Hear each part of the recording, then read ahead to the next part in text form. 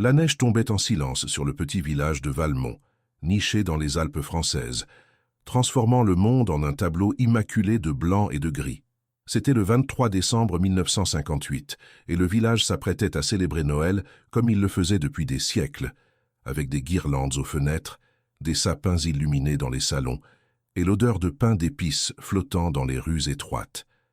Mais ce matin-là, quelque chose d'inhabituel troubla la quiétude hivernale. À l'aube, le maire du village, Henri Beaufort, découvrit des empreintes de pas dans la neige fraîche devant la petite église romane qui surplombait la place centrale. Des empreintes qui menaient de nulle part vers la porte de l'église, puis s'arrêtaient brusquement, comme si la personne qui les avait laissées s'était tout simplement volatilisée. Il n'y avait aucune trace de retour, aucune indication de comment cette personne avait quitté les lieux. Et ce n'était que le début d'une série d'événements mystérieux qui allaient ébranler Valmont, jusqu'à ses fondations les plus profondes. Henri Beaufort était un homme méthodique de 55 ans, avec des cheveux gris soigneusement peignés et une moustache qu'il entretenait avec fierté. Il avait été maire de Valmont depuis 15 ans, succédant à son père qui avait lui-même occupé le poste pendant 30 ans. Les Beaufort étaient une institution dans le village, respectés pour leur honnêteté et leur dévouement à la communauté.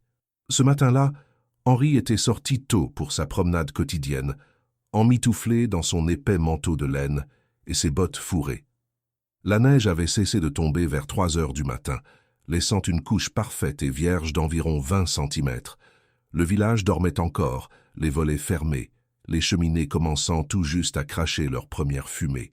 Quand Henri arriva sur la place de l'église, il s'arrêta net. Les empreintes étaient là, clairement visibles dans la neige immaculée.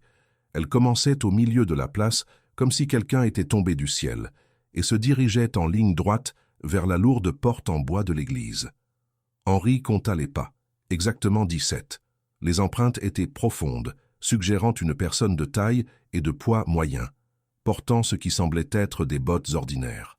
Mais ce qui glaça le sang d'Henri, ce n'étaient pas les empreintes elles-mêmes, c'était leur singularité.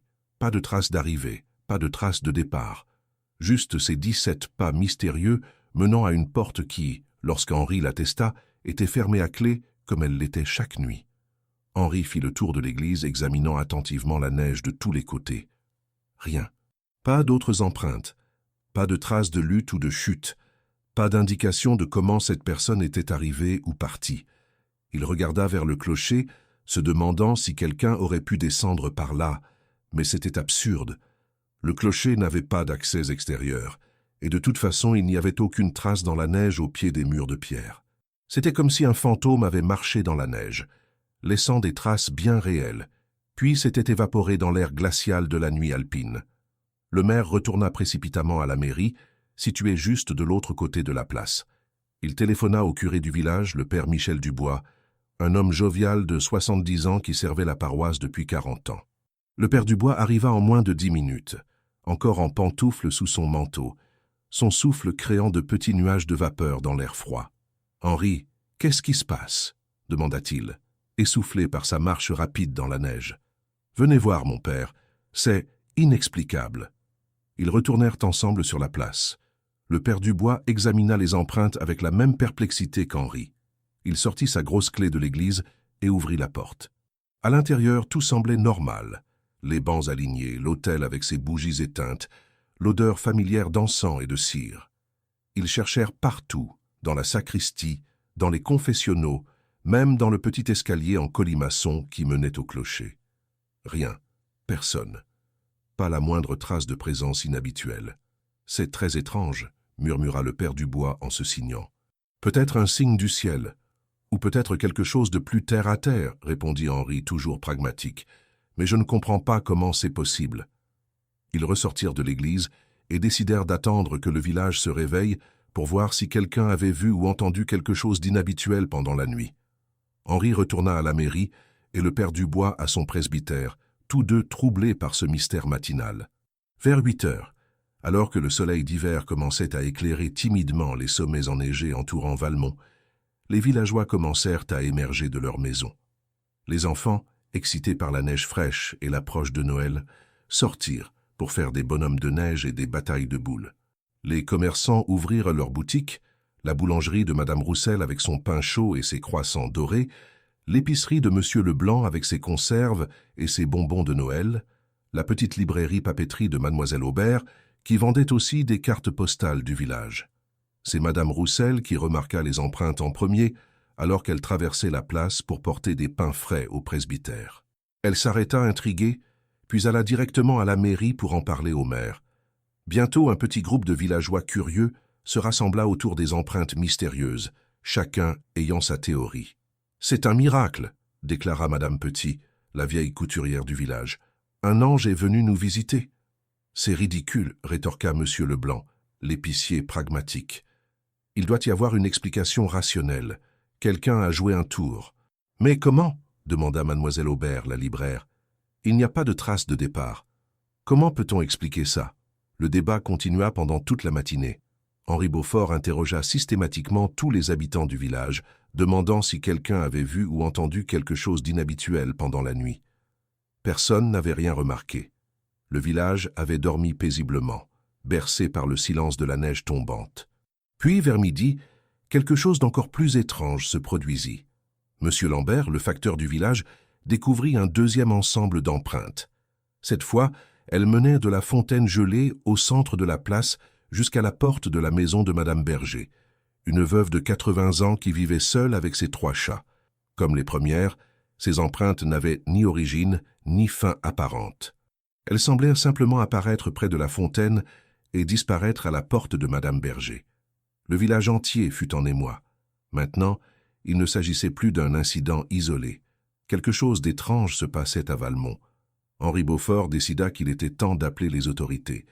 Il téléphona à la gendarmerie de la ville voisine de Chambéry, à 20 km de là. Le gendarme Moreau promit d'envoyer quelqu'un dans l'après-midi, dès que les routes de montagne seraient déneigées suffisamment pour permettre le passage. En attendant l'arrivée des gendarmes, Henri décida d'interroger Madame Berger. Il frappa à sa porte, accompagné du père Dubois. La vieille dame ouvrit, surprise de recevoir des visiteurs si tôt dans la journée. « Madame Berger, » commença Henri poliment, « avez-vous remarqué quelque chose d'inhabituel ce matin? Des bruits pendant la nuit, peut-être ?» Madame Berger réfléchit, puis secoua la tête. « Non, rien de particulier. J'ai dormi comme d'habitude. » Pourquoi cette question? Henri lui expliqua les empreintes mystérieuses. Madame Berger sembla d'abord incrédule, puis inquiète. « Vous pensez que quelqu'un a essayé d'entrer chez moi pendant la nuit? » « Nous ne savons pas, » admit Henri. « Votre porte était bien fermée à clé? »« Toujours. Je vérifie 3 fois avant de me coucher. » Ils examinèrent la porte et les fenêtres. Tout était intact, aucun signe d'effraction. À l'intérieur de la maison, rien ne semblait avoir été dérangé.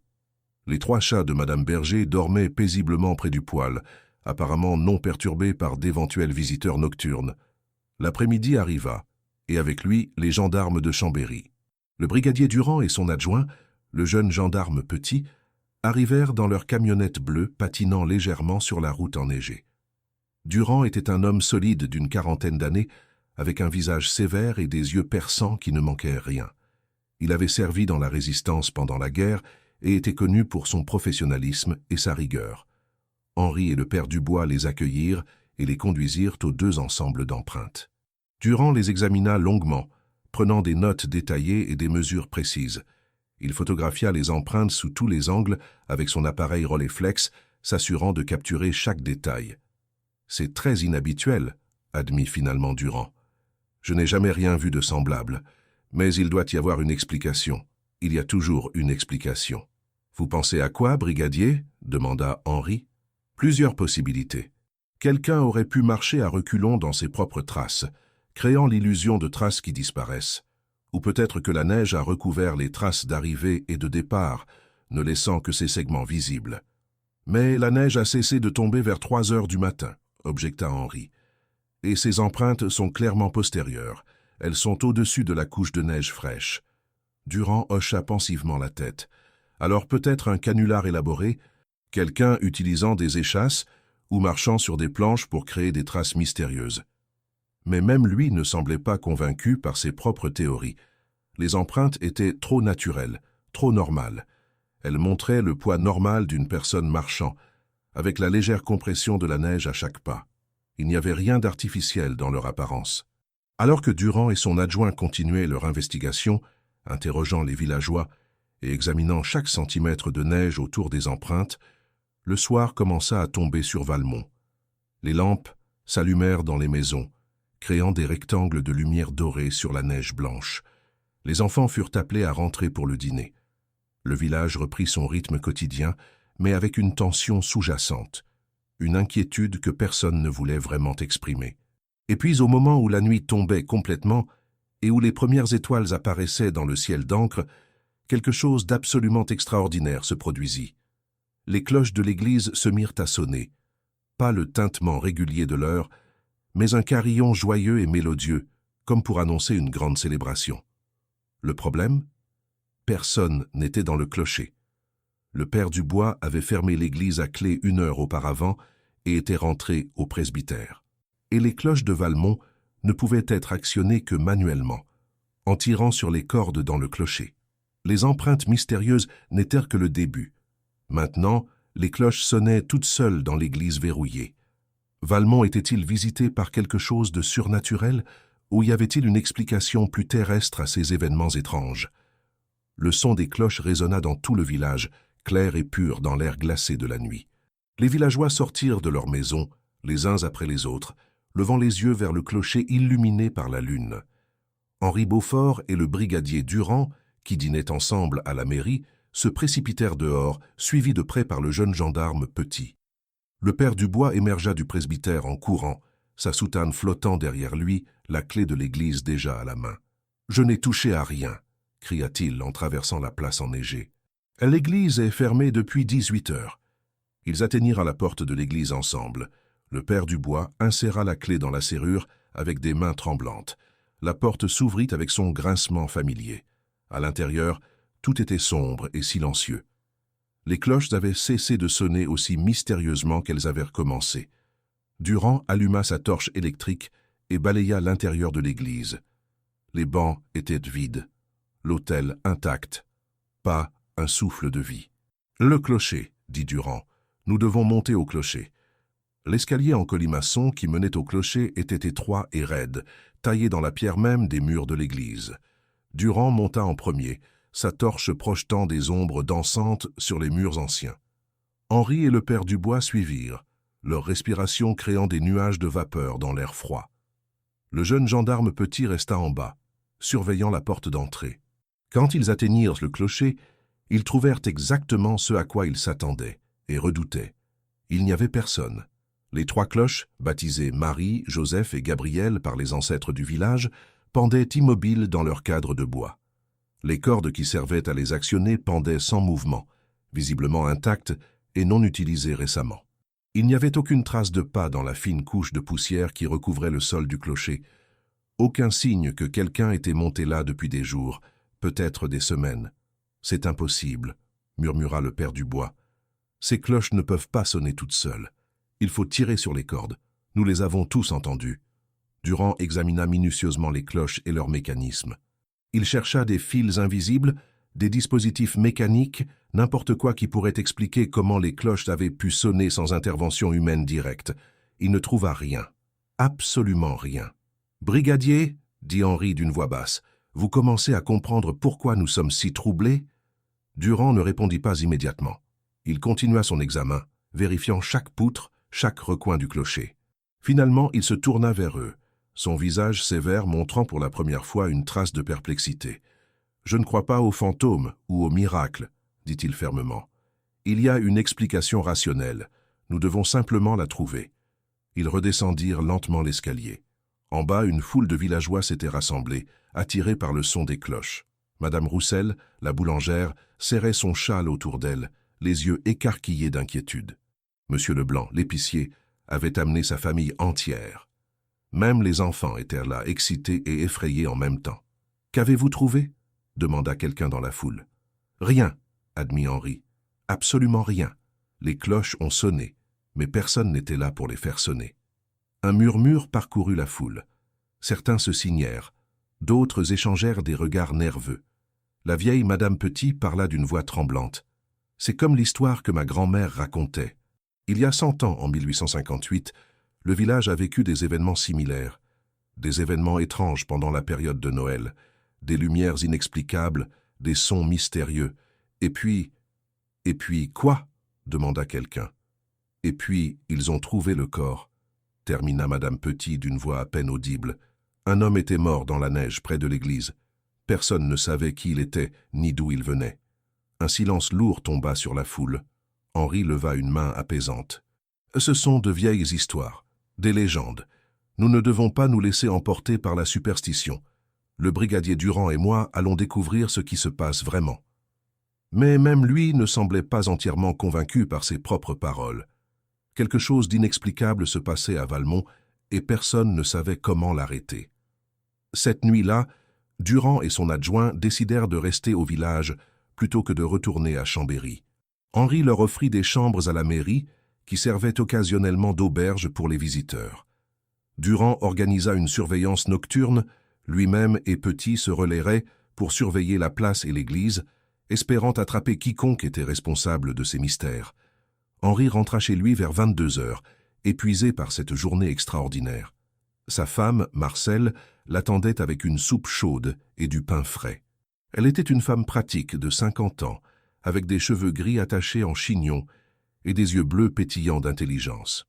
« Alors » demanda-t-elle en servant la soupe, « qu'est-ce qui se passe vraiment dans notre village ?» Henri lui raconta tout, les empreintes, les cloches, la perplexité du brigadier Durand. Marcelle écouta attentivement, fronçant les sourcils de temps en temps. « Tu sais ce que je pense ?» dit-elle finalement. « Je pense que quelqu'un essaie de nous faire peur. Peut-être pour détourner l'attention de quelque chose d'autre. Détourner l'attention de quoi? Je ne sais pas. Mais réfléchis, qui pourrait bénéficier de créer un tel mystère? Qui a quelque chose à cacher? » C'était une bonne question. Henri y réfléchit tout en mangeant sa soupe. Valmont était un petit village où tout le monde connaissait tout le monde. Les secrets étaient rares et difficiles à garder. Mais peut-être que quelqu'un avait effectivement quelque chose à cacher, quelque chose d'assez important pour orchestrer ces événements étranges. Le lendemain matin, 24 décembre, le village se réveilla sous un nouveau manteau de neige. Il avait neigé pendant la nuit, ajoutant 10 centimètres supplémentaires à la couche déjà épaisse. Et avec la nouvelle neige, vint une nouvelle découverte qui glaça le sang de tous ceux qui la virent. Ce fut mademoiselle Aubert, la libraire, qui la fit. Elle ouvrait sa boutique à 7 heures du matin, comme chaque jour, quand elle remarqua quelque chose d'inhabituel dans la neige fraîche. Des empreintes, encore des empreintes, mais cette fois, elles formaient un motif particulier. Elles traçaient un cercle parfait autour de la fontaine gelée au centre de la place, puis se dirigeaient en ligne droite vers la maison de M. Lambert, le facteur. Comme les fois précédentes, les empreintes n'avaient ni début ni fin apparent. Elles semblaient simplement apparaître dans la neige fraîche, former leur motif mystérieux, puis disparaître. Mais ce n'était pas tout. Gravé dans la neige au centre du cercle, tracé avec un doigt ou un bâton, il y avait un message. 3 mots en lettres majuscules. « Cherchez la vérité ». Mademoiselle Aubert courut immédiatement à la mairie. Henri et Durand, qui avaient à peine dormi, se précipitèrent sur la place. La foule se rassembla de nouveau, encore plus nombreuse que la veille. Cette fois, la peur était palpable. Ce n'était plus seulement des phénomènes étranges, c'était un message direct, une communication avec... Quoi? Avec qui? Cherchez la vérité, lut Durand à haute voix. Quelle vérité? De quoi parle ce message? Personne n'avait de réponse. Le brigadier photographia le message et les empreintes, documentant soigneusement chaque détail. Puis il se tourna vers Henri. « Monsieur le maire, je pense qu'il est temps d'interroger systématiquement tous les habitants du village. Quelqu'un sait quelque chose, quelqu'un doit savoir quelque chose. » Henri acquiesça. Ils établirent une salle d'interrogatoire temporaire à la mairie. Tout au long de la journée du 24 décembre, alors que le village aurait dû se préparer joyeusement pour la veillée de Noël, Durand et Henri interrogèrent chaque habitant de Valmont. Il y avait environ 250 personnes dans le village, et ils parlèrent à chacune d'elles. La plupart des interrogatoires ne révélèrent rien d'utile. Les gens étaient effrayés, confus, mais apparemment innocents de toute implication dans les mystères. Cependant, quelques entretiens se démarquèrent. D'abord, il y eut M. Lambert, le facteur. Il admit, après quelques hésitations, qu'il avait vu quelque chose d'étrange 2 nuits auparavant. Vers minuit, incapable de dormir, il était sorti sur son balcon pour fumer une cigarette. Il avait vu une lumière étrange près de l'église, pas une lumière de lampe ou de bougie, mais quelque chose de plus diffus, de plus bleuté. « Pourquoi ne l'avez-vous pas mentionné plus tôt » demanda Durand sévèrement. « Parce que je pensais avoir rêvé » répondit Lambert.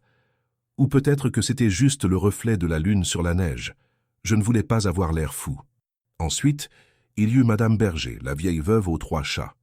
Elle aussi avait quelque chose à révéler, mais elle hésita longtemps avant de parler, ses mains ridées tripotant nerveusement son tablier. « Il y a quelque chose que je devrais peut-être vous dire, » commença-t-elle. « Il y a 3 jours, j'ai reçu une lettre étrange. Elle n'avait pas de timbre, pas d'adresse d'expéditeur, juste mon nom sur l'enveloppe, glissé sous ma porte. »« Et que disait cette lettre ?» demanda Henri, se penchant en avant avec intérêt. Madame Berger sortit de sa poche une enveloppe froissée et en tira une feuille de papier. Elle la tendit à Durand, qui la lut à haute voix. « Madame Berger, le moment est venu de révéler ce que vous savez.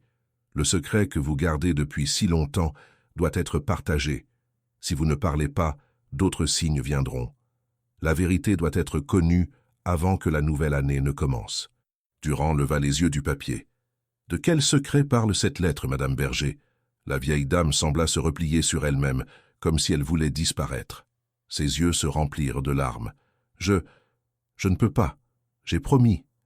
Il y a si longtemps, j'ai promis de ne jamais en parler. »« Madame, dit Henri doucement, si vous savez quelque chose qui pourrait expliquer ce qui se passe, vous devez nous le dire, pour le bien du village. » Mais Madame Berger secoua obstinément la tête. « Non, ce n'est pas mon secret à révéler.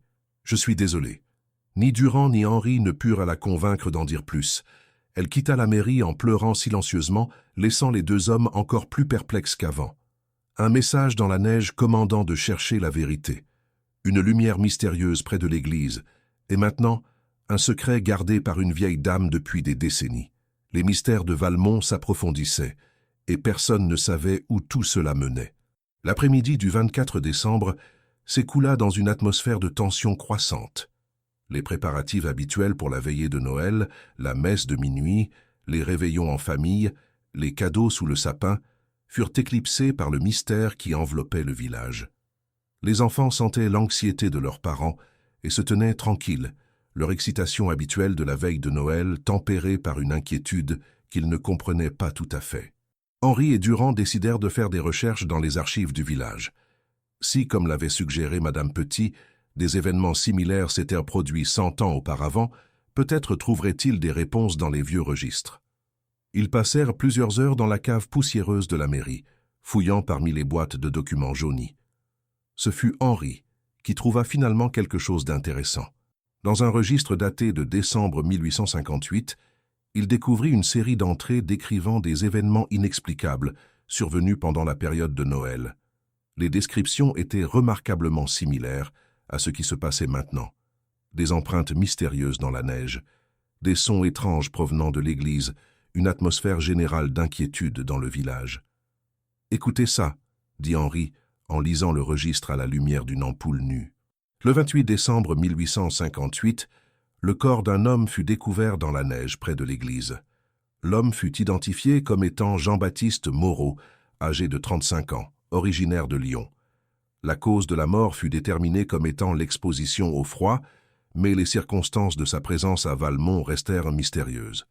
L'homme n'avait aucune raison connue d'être dans le village et n'avait parlé à personne avant sa mort.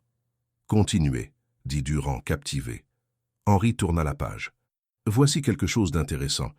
Avant sa mort, l'homme fut vu errant dans le village tard le soir, semblant chercher quelque chose ou quelqu'un. Plusieurs villageois rapportèrent qu'il posait des questions sur une certaine Marguerite Beaufort. »« Beaufort, c'est mon nom de famille. »« Marguerite Beaufort, » répéta Durand. « Un rapport avec votre famille. »« Ça doit être mon arrière-arrière-grand-mère, » dit Henri, calculant mentalement. « Elle aurait eu environ 20 ans en 1858. » Ils continuèrent à lire.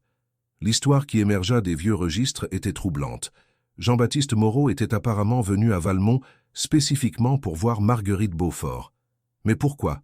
Et quel rapport avec les événements actuels? Henri fouilla plus profondément dans les archives familiales qu'il gardait chez lui. Tard dans l'après-midi, il trouva quelque chose qui le fit frissonner. Une lettre datée de 1857, écrite par Marguerite Beaufort à sa sœur à Lyon. Dans cette lettre, Marguerite mentionnait qu'elle avait été fiancée à un jeune homme de Lyon nommé Jean-Baptiste Moreau, mais que les fiançailles avaient été rompues dans des circonstances malheureuses et douloureuses qu'elle refusait de détailler. Donc, dit Durand en examinant la lettre, Marguerite Beaufort rompt ses fiançailles avec Jean-Baptiste Moreau en 1857. Un an plus tard, Moreau vient à Valmont et meurt mystérieusement dans la neige. Et maintenant, 100 ans plus tard, des événements étranges se produisent de nouveau dans le village, et quelqu'un laisse des messages parlant de vérité à révéler. « Vous pensez qu'il y a un lien ?» demanda Henri. « Je ne crois pas aux coïncidences, » répondit Durand. « Pas de cette ampleur. » Ils décidèrent de confronter les anciens du village, ceux qui pourraient se souvenir d'histoires racontées par leurs propres grands-parents. Le père Dubois suggéra de parler à Madame Petit, qui à 85 ans était la doyenne du village. Elle accepta de les recevoir dans sa petite maison près de l'église. Madame Petit les accueillit dans son salon surchauffé, où un poêle à bois ronflait joyeusement. Elle leur servit du thé et des biscuits de Noël faits maison, puis s'installa dans son fauteuil préféré, une couverture sur les genoux. « Alors, monsieur le maire, dit-elle de sa voix chevrotante, vous voulez savoir ce qui s'est vraiment passé en 1858 ?»« Vous le savez ?» demanda Henri, surpris. « Ma grand-mère me l'a raconté quand j'étais enfant. C'était un secret de famille, mais je suppose qu'après toutes ces années, il n'y a plus de raison de le garder. » Elle but une gorgée de thé, rassemblant ses souvenirs. Marguerite Beaufort était fiancée à Jean-Baptiste Moreau. Ils s'aimaient profondément. Mais Marguerite avait un secret. Elle était déjà enceinte d'un autre homme, un homme qui l'avait abandonnée. Henri et Durand échangèrent un regard. Madame Petit continua. Dans ces temps-là, une telle chose était un scandale terrible. Marguerite était terrifiée de la honte qui s'abattrait sur sa famille. Alors elle a fait quelque chose de désespéré. Elle a rompu ses fiançailles avec Jean-Baptiste sans lui dire la vraie raison. Elle lui a simplement dit qu'elle ne l'aimait plus. Jean-Baptiste était anéanti. Il est parti pour Lyon, le cœur brisé. « Et l'enfant ?» demanda Henri, bien qu'il crût déjà connaître la réponse. Marguerite a eu son bébé en secret. C'était un garçon. Elle l'a élevé comme si c'était l'enfant d'un mariage rapide avec un homme du village qui est mort peu après. Personne n'a jamais su la vérité, ou du moins, c'est ce que Marguerite pensait. Mais Jean-Baptiste l'a découvert, dit Durand. Oui, d'une manière ou d'une autre, il a appris la vérité. Il est venu à Valmont en décembre 1858, déterminé à confronter Marguerite. Mais quelque chose s'est passé. On ne saura jamais quoi exactement. Peut-être ont-ils eu une dispute. Peut-être qu'il était tellement bouleversé qu'il s'est simplement perdu dans la neige. Quoi qu'il en soit, il est mort cette nuit-là, et Marguerite a emporté son secret dans sa tombe. « Et le fils de Marguerite ?» demanda Henri. « Qui était-il » Madame Petit le regarda directement dans les yeux. « Votre arrière-grand-père Henri, vous êtes le descendant de cet enfant. » Un silence choqué remplit la pièce. Henri sentit le monde tourner autour de lui. Son arrière-grand-père, le fondateur de la lignée Beaufort de maire de Valmont, était un enfant illégitime? Toute l'histoire de sa famille était basée sur un mensonge? « Qui d'autre sait cela ?» demanda-t-il d'une voix rauque. « Madame Berger, » répondit Madame Petit. Sa grand-mère était la sage-femme qui a aidé Marguerite lors de l'accouchement. Elle a juré de garder le secret, et ce serment a été transmis de génération en génération. Soudain, tout devenait clair. Le message dans la neige, cherchez la vérité. La lettre à Madame Berger lui demandant de révéler son secret. Quelqu'un savait cette histoire et voulait qu'elle soit révélée. Mais qui? Et pourquoi maintenant, après 100 ans? Durand se leva brusquement. « Nous devons retourner parler à Madame Berger, immédiatement. » Ils remercièrent Madame Petit et sortirent dans la nuit tombante. Le village était illuminé pour Noël, des guirlandes lumineuses aux fenêtres, des sapins scintillant dans les salons. Mais l'atmosphère restait tendue, presque oppressante. Ils traversèrent la place vers la maison de Madame Berger. La porte était entr'ouverte. Henri et Durand échangèrent un regard inquiet. Durand poussa doucement la porte. « Madame Berger, c'est le brigadier Durand. Puis-je entrer ?» Pas de réponse. Ils entrèrent prudemment dans la maison. Le poêle brûlait toujours, réchauffant l'entrée. Les 3 chats de Madame Berger étaient assis ensemble sur le canapé, regardant fixement quelque chose dans la pièce. Madame Berger, appela de nouveau Henri. Ils la trouvèrent dans sa chambre, assise dans son fauteuil à bascule près de la fenêtre. Elle était immobile, les yeux fermés, un léger sourire sur son visage ridé. Sur ses genoux reposait un vieux livre de photos. Durand s'approcha rapidement et chercha son pouls. Il secoua la tête tristement. Elle est morte. Paisiblement, dirait-on.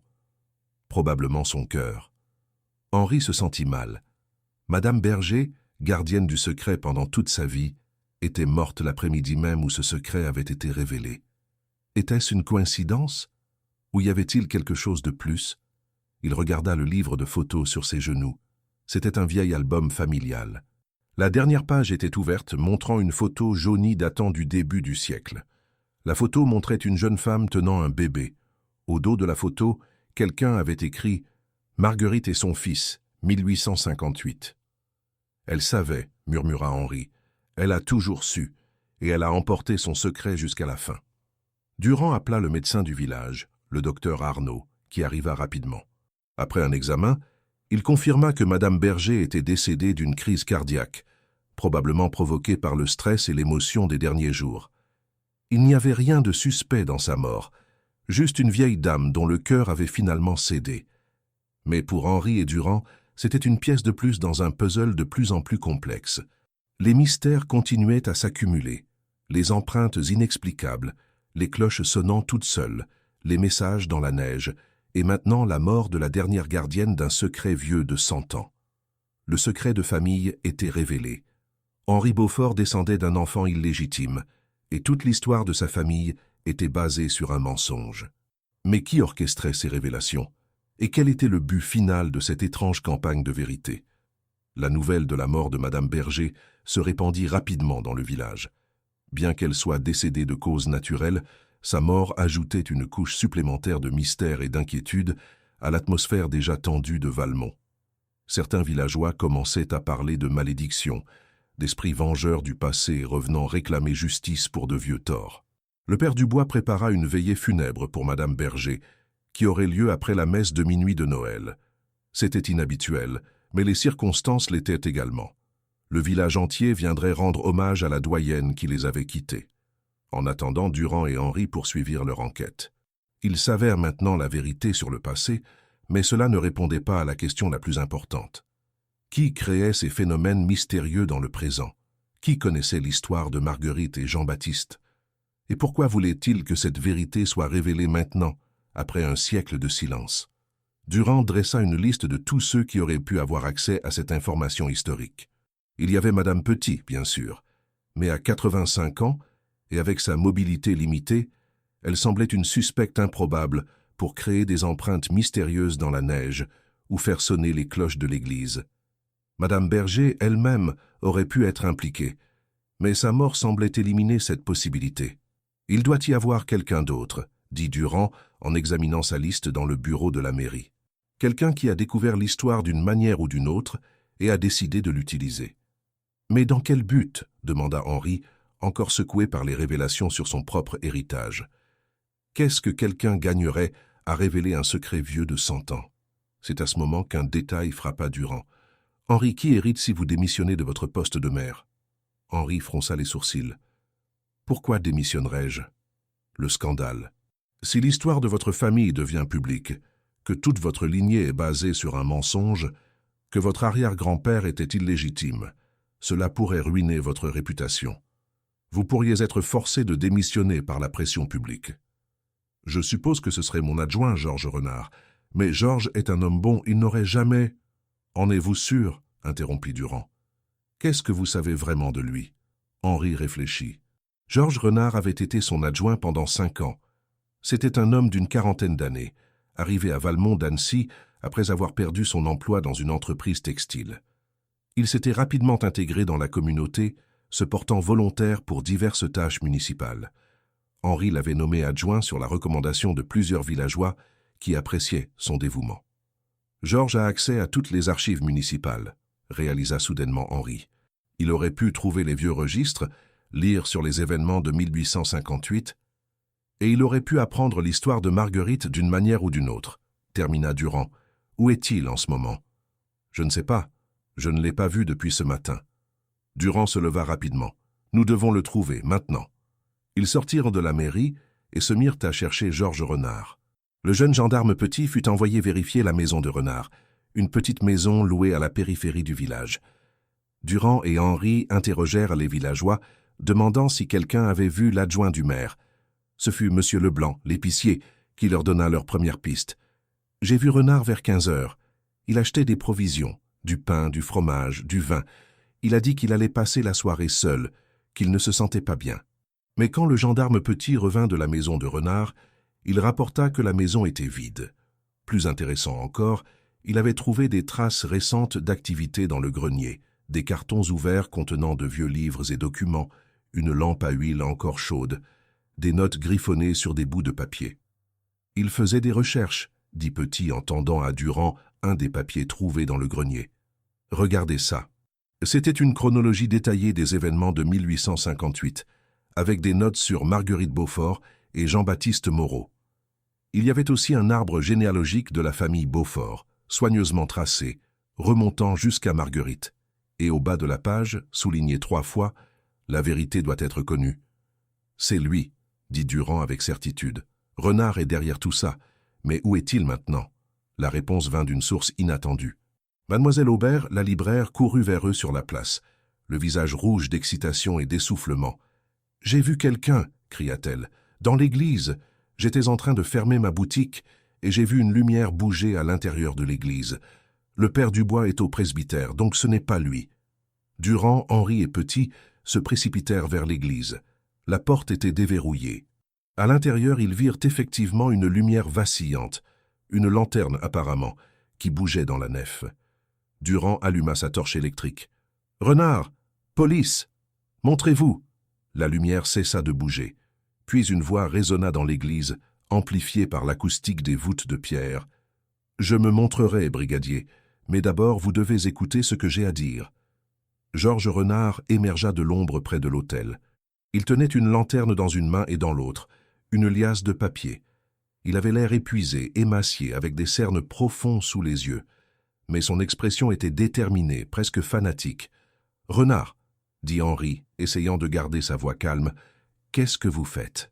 C'est vous qui êtes derrière tous ces mystères ?»« Oui, » admit Renard sans hésitation. « C'était moi. Les empreintes, les cloches, les messages. Tout. Mais comment ?» demanda Durand. « Comment avez-vous créé ces empreintes qui n'avaient ni début ni fin? Comment avez-vous fait sonner les cloches sans être dans le clocher ?» Renard sourit, un sourire amer et sans joie. « Des trucs simples, vraiment. Pour les empreintes, j'ai utilisé des chaussures attachées à de longues perches. Je pouvais créer des empreintes à distance, puis effacer mes propres traces en marchant à reculons et en balayant la neige derrière moi. Pour les cloches, j'ai installé un système de fils fins dans le clocher il y a des semaines. Je pouvais les actionner depuis l'extérieur de l'église, puis retirer les fils après. Personne n'a pensé à vérifier l'extérieur du clocher. »« Mais pourquoi ?» demanda Henri, la voix brisée. « Pourquoi faire tout ça ?» Renard le regarda avec quelque chose qui ressemblait à de la pitié. « Parce que la vérité doit être connue, Henri. Parce que votre famille a vécu un mensonge pendant 100 ans. Parce que Jean-Baptiste Moreau mérite justice. »« Justice ?» répéta Durand. « Moreau est mort il y a un siècle. Quelle justice peut-on lui rendre maintenant ?»« La justice de la vérité !» cria Renard, sa voix résonnant dans l'église. « Jean-Baptiste Moreau était mon arrière-arrière-grand-père. Il est venu ici cherchant la femme qu'il aimait, la femme qui l'avait trahi, et il est mort dans la neige, seul et désespéré. Sa famille, ma famille, a vécu dans l'ombre de cette tragédie pendant des générations, et pendant tout ce temps, les Beaufort ont prospéré, ont dirigé ce village, ont été respectés et admirés, tout en cachant leurs secrets honteux. » Un silence choqué remplit l'église. Henri et Durand échangèrent un regard. Soudain, tout prenait sens. Renard n'était pas venu à Valmont par hasard. Il était venu avec un but, exposer le secret de la famille Beaufort et, d'une certaine manière, venger son ancêtre. « Georges, » dit Henri doucement, « je suis désolé pour ce qui est arrivé à votre arrière-arrière-grand-père, vraiment. Mais ce n'était pas ma faute. Je n'étais même pas né. Et terroriser tout le village, faire peur aux enfants, pousser Madame Berger au stress qui a peut-être contribué à sa mort, comment cela rend-il justice à Jean-Baptiste ? Madame Berger est morte ?» demanda Renard, semblant véritablement choqué pour la première fois. Je ne voulais pas. Je voulais juste qu'elle dise la vérité, qu'elle confirme l'histoire. »« Elle est morte cet après-midi, » confirma Durand. D'une crise cardiaque, probablement aggravée par le stress de ces derniers jours, Renard sembla s'effondrer. Il s'assit lourdement sur un banc de l'église, la lanterne et les papiers tombant de ses mains. « Je ne voulais blesser personne. Je voulais juste que la vérité soit connue, que tout le monde sache ce que Marguerite avait fait, ce qu'elle avait causé. » Durand s'approcha et posa fermement une main sur l'épaule de Renard. « Georges Renard, vous êtes en état d'arrestation pour trouble à l'ordre public, harcèlement, et potentiellement pour homicide involontaire dans la mort de Madame Berger. Vous avez le droit de garder le silence. » Pendant que Durand lisait ses droits à Renard, Henri ramassa les papiers tombés. C'étaient des copies de lettres et de documents, l'histoire complète de Marguerite et Jean-Baptiste, méticuleusement recherchée et documentée. Renard avait passé des mois, peut-être des années, à rassembler ces informations, à planifier sa révélation dramatique. Bonsoir à tous, et si vous écoutez cette histoire en ce moment, nous tenons à vous remercier du fond du cœur d'être là, avec nous, dans ce voyage à travers les mystères de Valmont. Votre présence nous inspire à continuer de créer ces histoires qui, nous l'espérons, vous apportent réconfort et émerveillement. Si vous appréciez ce que vous entendez, n'hésitez pas à vous abonner à notre chaîne pour ne manquer aucune de nos futures histoires. Un petit like nous aiderait énormément à continuer ce travail que nous aimons tant. Et surtout, dites-nous dans les commentaires ce que vous pensez de cette enquête dans la neige. Avez-vous deviné qui était derrière les mystères? Quelle partie de l'histoire vous a le plus touché? Vos commentaires nous sont précieux et nous guident dans la création de nouvelles histoires. Maintenant, retournons à Valmont où Henri et le brigadier Durand doivent encore découvrir toute la vérité. Renard était démasqué. L'homme derrière les mystères était le descendant de Jean-Baptiste Moreau, cherchant à venger son ancêtre un siècle plus tard. Mais l'histoire était-elle vraiment terminée? Ou y avait-il encore des secrets cachés dans les ombres de cette nuit de Noël? Renard fut emmené à la mairie et placé dans la petite cellule de détention temporaire qu'on utilisait rarement, généralement pour les ivrognes du samedi soir ou les randonneurs égarés en attente de transport. Le jeune gendarme Petit fut chargé de le surveiller pendant que Durand et Henri retournaient à l'église pour examiner le système de fils que Renard avait mentionné. Effectivement, en examinant attentivement l'extérieur du clocher avec des lampes torches, ils trouvèrent les traces de son installation. Des crochets minuscules avaient été fixés dans la pierre, presque invisibles. Des fils fins comme des cheveux avaient été tendus depuis une fenêtre du clocher jusqu'à un point caché derrière l'église, près d'un bosquet d'arbres. De là, Renard aurait pu tirer sur les fils pour faire bouger les cloches, créant le son qu'ils avaient tous entendu. Après, il aurait simplement retiré les fils, ne laissant que les petits crochets que personne n'avait pensé à chercher. Ingénieux, admit Durand malgré lui. Simple, mais efficace. Et les empreintes? Demanda Henri. Comment a-t-il vraiment fait? Durand réfléchit. Comme il l'a dit, des chaussures sur des perches, probablement fabriquées dans son grenier. Il pouvait créer des empreintes à plusieurs mètres de distance, puis reculer en effaçant ses propres traces. Dans la neige fraîche et avec une bonne technique, ce serait presque impossible à détecter. Donc tout avait une explication rationnelle, dit Henri avec un mélange de soulagement et de déception. Pas de miracle, pas de fantôme. Non, juste un homme obsédé par le passé, déterminé à révéler un secret qui aurait peut-être mieux fait de rester enterré. Ils retournèrent à la mairie. Il était maintenant presque 23 heures et la messe de minuit approchait. Malgré tous les événements extraordinaires de ces derniers jours, le village se préparait toujours à célébrer Noël. Les cloches sonneraient bientôt, cette fois actionnées normalement par le père Dubois, appelant les fidèles à l'église. Dans la cellule, Renard était assis sur le petit lit de camp, la tête dans les mains. Henri demanda à lui parler seul. Durand hésita puis acquiesça, restant juste à l'extérieur de la porte. « Georges, » commença Henri, « je veux comprendre. Racontez-moi toute l'histoire. Comment avez-vous découvert le lien avec votre famille ?» Renard leva la tête. Ses yeux étaient rouges, mais il ne pleurait pas. Il semblait plutôt épuisé, vidé de toute émotion. « Ma grand-mère me l'a raconté sur son lit de mort, » dit-il d'une voix monotone. Elle était la petite fille de Jean-Baptiste Moreau, Toute sa vie, elle avait grandi avec l'histoire de son grand-père mort mystérieusement dans un village de montagne, à la recherche d'un amour perdu. C'était comme une ombre sur notre famille. Mon grand-père était alcoolique, ruiné par la dépression. Mon père s'est suicidé quand j'avais 15 ans. Ma grand-mère croyait que c'était une malédiction, que le chagrin de Jean-Baptiste avait infecté toutes les générations suivantes. Et vous avez cru ça? Je ne sais pas. Peut-être. Ou peut-être que j'avais juste besoin d'une raison, d'une explication pour toute la souffrance de ma famille. Quand ma grand-mère est morte l'année dernière, elle m'a fait promettre de découvrir la vérité sur ce qui était vraiment arrivé à Jean-Baptiste. Elle m'a donné ses vieilles lettres, ses journaux. J'ai commencé à faire des recherches. Et ça vous a mené ici, à Valmont. Oui, j'ai appris que Jean-Baptiste était venu ici en décembre 1858. J'ai trouvé les vieux registres dans les archives de Chambéry. Puis je suis venu ici, j'ai posé des questions, j'ai fouillé dans les archives locales. Et lentement, j'ai reconstitué l'histoire. Marguerite, l'enfant illégitime, les fiançailles rompues, la mort de Jean-Baptiste. Alors vous avez décidé de vous venger. Ce n'était pas de la vengeance, protesta Renard. C'était de la justice. Votre famille a prospéré pendant que la mienne se désintégrait. Vous êtes devenu mère, respecté et admiré, pendant que moi je suis devenu quoi? Un adjoint sans importance, travaillant pour le descendant de la femme qui a détruit mon arrière-arrière-grand-père. Henri resta silencieux un moment. Puis il dit doucement, « Marguerite a fait un choix terrible, c'est vrai. Elle a menti et brisé le cœur de Jean-Baptiste, mais elle était aussi une jeune femme terrifiée, enceinte dans une époque où cela signifiait la ruine sociale. Elle a fait ce qu'elle pensait devoir faire pour survivre, pour protéger son enfant. Et Jean-Baptiste, qu'en est-il de lui? Il méritait de savoir la vérité. Peut-être, probablement, mais nous ne pouvons pas changer le passé, Georges. Nous ne pouvons que vivre avec ses conséquences et essayer de faire mieux. » Renard secoua la tête avec amertume. « Facile à dire pour vous. Vous n'avez pas vécu dans l'ombre de cette tragédie. Non, mais maintenant je vis avec la connaissance que mon arrière-grand-père était illégitime, que toute l'histoire de ma famille est basée sur un mensonge. Vous pensez que c'est facile? Vous pensez que je ne ressens pas la honte, la confusion? » Ils restèrent assis en silence pendant un moment.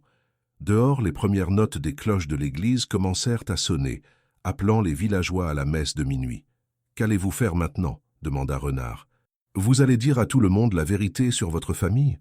Henri réfléchit longuement avant de répondre. « Je ne sais pas. Peut-être. Ou peut-être que certains secrets sont mieux gardés. Pas pour protéger ma réputation, mais parce que révéler la vérité maintenant ne ferait que blesser des innocents. Ma femme, mes enfants, mes petits-enfants, pourquoi devraient-ils porter le poids d'un scandale vieux de 100 ans? Donc vous allez continuer le mensonge. Non. Je vais vivre avec la vérité, mais je déciderai moi-même quand et comment la partager. C'est mon choix, Georges, pas le vôtre. » Henri se leva et frappa à la porte pour que Durand le laisse sortir. Avant de partir, il se retourna vers Renard. « Vous savez ce qui est triste dans tout ça? Si vous étiez venu me voir directement, si vous m'aviez simplement raconté l'histoire et montré vos recherches, j'aurais écouté. J'aurais travaillé avec vous pour honorer la mémoire de Jean-Baptiste. Mais au lieu de ça, vous avez choisi la manipulation et la peur. Vous avez terrorisé tout un village et peut-être contribué à la mort d'une vieille dame innocente. Ça, Georges, c'est impardonnable. » Henri quitta la cellule, laissant Renard seul avec ses pensées et ses regrets. Dans la rue, les villageois se dirigèrent vers l'église, emmitouflés dans leurs manteaux d'hiver, portant des lanternes pour éclairer leur chemin dans la neige. C'était la veillée de Noël, et malgré tous les mystères et toutes les révélations, la vie continuait. Henri rejoignit sa femme Marcelle, qui l'attendait devant l'église. Elle lui prit le bras, et ils entrèrent ensemble. L'église était magnifiquement décorée pour Noël, des guirlandes de houx et de lierre, des bougies partout créant une atmosphère chaleureuse et sacrée, un grand sapin illuminé près de l'autel. L'odeur d'encens et de cire d'abeilles remplissait l'air. Le père Dubois conduisit la messe avec sa dignité habituelle, mais il y avait une solennité supplémentaire cette nuit. Avant de commencer, il demanda un moment de silence pour Madame Berger, qui les avait quittés cet après-midi. Puis il parla de pardon, de rédemption, et de la façon dont Noël représentait un nouveau départ, une chance de laisser le passé derrière soi. Pendant que le père parlait, Henri réfléchit à tout ce qui s'était passé. Les empreintes dans la neige qui semblaient venir de nulle part. Les cloches sonnant mystérieusement. Le message demandant de chercher la vérité. Et finalement, la révélation d'un secret familial vieux de 100 ans. Tout cela orchestré par un homme dévoré par le besoin de vengeance pour un ancêtre qu'il n'avait jamais connu. Mais il y avait quelque chose qui continuait à tracasser Henri. Quelque chose que Renard avait dit ne semblait pas tout à fait correspondre. Comment aurait-il pu créer certaines des empreintes? Celle qui menait à la porte de l'église, par exemple, commençait au milieu de la place. Il aurait fallu que Renard soit au milieu de la place pour utiliser ses chaussures sur perche.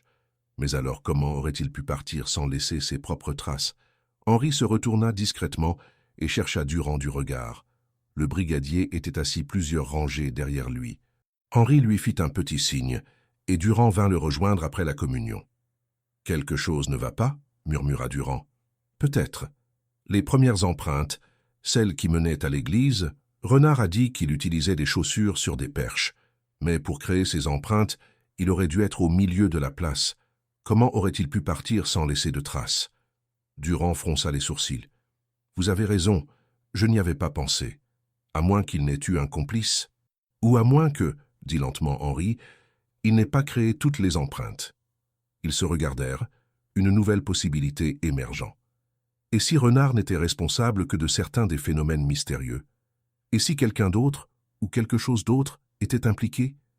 Le mystère semblait résolu, mais de nouvelles questions émergeaient. Si Renard n'avait pas créé toutes les empreintes, qui l'avait fait? Et pourquoi? La nuit de Noël à Valmont n'avait pas encore livré tous ses secrets. Après la messe de minuit, alors que la plupart des villageois rentraient chez eux pour leur réveillon, Henri, Durand et le père Dubois se réunirent dans la sacristie de l'église. Henri avait partagé ses doutes avec le prêtre, et maintenant, tous les trois examinèrent la situation sous un nouvel angle. « Reprenons tout depuis le début, » dit Durand en sortant son calepin. 3 ensembles d'empreintes mystérieuses. Les premières, le 23 décembre au matin, menaient du milieu de la place à la porte de l'église. Les deuxièmes, le même jour vers midi, de la fontaine à la maison de Madame Berger. Les troisièmes, le 24 au matin, formaient un cercle autour de la fontaine avec le message « Cherchez la vérité ». Renard pouvait-il être responsable des deuxièmes et troisièmes ensembles? Demanda le père Dubois. Possiblement, admit Durand. Pour les deuxièmes empreintes, il aurait pu se tenir près d'un bâtiment, créer les traces avec ses perches, puis reculer en effaçant ses propres traces. Et pour le cercle autour de la fontaine, il aurait pu se tenir sur la fontaine elle-même, qui est assez large et plate en hiver quand elle est gelée. « Mais les premières » insista Henri. « Celles qui commençaient au milieu de la place ?» Durand secoua la tête. « Je ne vois pas comment il aurait pu les faire sans laisser ses propres traces. À moins... À moins quoi? À moins qu'il n'ait eu un complice qui les ait créées pour lui. »« Mais qui ?» demanda le père Dubois. Renard était nouveau au village. Il ne connaissait personne intimement. Ils réfléchirent en silence. Puis Henri eut une pensée. Le message dans la neige, « Cherchez la vérité », c'est un message très général. Renard aurait-il été plus spécifique s'il l'avait écrit? N'aurait-il pas accusé directement ma famille? Peut-être voulait-il être subtil, suggéra Durand, mais il ne semblait pas convaincu. Ou peut-être, dit lentement le père Dubois, que quelqu'un d'autre a laissé ce message. Quelqu'un qui connaissait une autre vérité. Quelle autre vérité? Demandèrent Henri et Durand ensemble. Le père Dubois sembla peser ses mots soigneusement. Mes amis, j'ai servi cette paroisse pendant 40 ans. J'ai entendu beaucoup de confessions, gardé beaucoup de secrets. Il y a des choses que je ne peux pas vous dire en raison du sceau sacramentel, mais il y a certaines choses que je peux dire, certains faits qui ne sont pas protégés par la confession. Continuez, encouragea Henri. Madame Berger est venue me voir il y a 3 jours, le 21 décembre. Elle n'était pas venue pour se confesser, mais pour me parler d'un fardeau qu'elle portait. Elle m'a dit qu'elle avait gardé un secret pendant toute sa vie, un secret qu'on lui avait demandé de garder, mais qui pesait de plus en plus lourd sur sa conscience. Le secret sur l'enfant de Marguerite, dit Henri. Oui, mais pas seulement ça. Elle m'a dit qu'il y avait autre chose, quelque chose qu'elle n'avait jamais dit à personne, pas même à Madame Petit. Quoi? Demandèrent Henri et Durand avec urgence. Le père Dubois prit une profonde respiration. Madame Berger m'a dit que sa grand-mère, la sage-femme qui avait aidé Marguerite lors de l'accouchement, était présente la nuit où Jean-Baptiste Moreau est mort. Madame Berger a hérité d'un journal intime de sa grand-mère, dans lequel tout était écrit. « Et qu'est-ce qui était écrit » demanda Henri, son cœur battant plus vite. « Que Jean-Baptiste n'est pas mort simplement d'exposition au froid, il a été tué. » Un silence choqué remplit la sacristie. Henri sentit le monde tourner autour de lui. « Tué? Par qui ?»« Par Marguerite elle-même. » Henri s'assit lourdement sur une chaise, incapable de croire ce qu'il entendait. Son arrière-arrière-grand-mère n'était pas seulement une femme qui avait menti et brisé un cœur, elle était une meurtrière? Le père Dubois continua, sa voix basse et triste. Selon le journal de la sage-femme, Jean-Baptiste était venu confronter Marguerite cette nuit-là. Ils se sont disputés violemment. Jean-Baptiste était ivre et furieux, accusant Marguerite d'avoir détruit sa vie. Il est devenu violent, menaçant Marguerite et son enfant. Dans un moment de panique et de peur pour sa vie et celle de son bébé, Marguerite l'a frappé avec une bûche. Il est tombé dans la neige et a perdu connaissance. Marguerite, terrifiée de ce qu'elle avait fait, l'a laissé là. Au matin, il était mort, gelé dans la neige. « Mon Dieu !» murmura Durand. C'était de la légitime défense. « Peut-être, » dit le père Dubois. « Ou peut-être que Marguerite aurait pu le sauver si elle l'avait traîné à l'intérieur, si elle avait appelé à l'aide. Mais elle avait peur du scandale, peur de ce que les gens diraient. Alors elle l'a laissé mourir. »« Et la sage-femme » demanda Henri. « Elle n'a rien dit. Elle a aidé Marguerite à couvrir ce qui s'était passé. C'est la raison pour laquelle le secret a été si bien gardé.